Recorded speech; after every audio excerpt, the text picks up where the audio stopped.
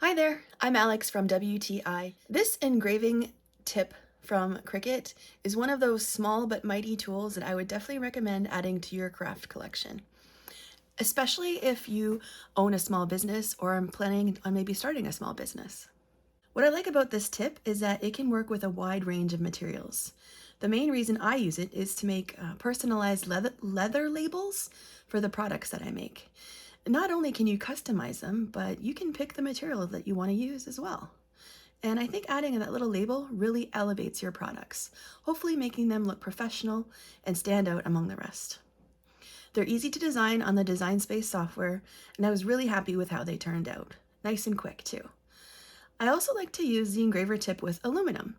Think about how easy it would be to make dog tags as a little side biz. I use this sheet of aluminum to make a sign for my business for when I'm at craft shows. It's subtle and compact, and that was my preference.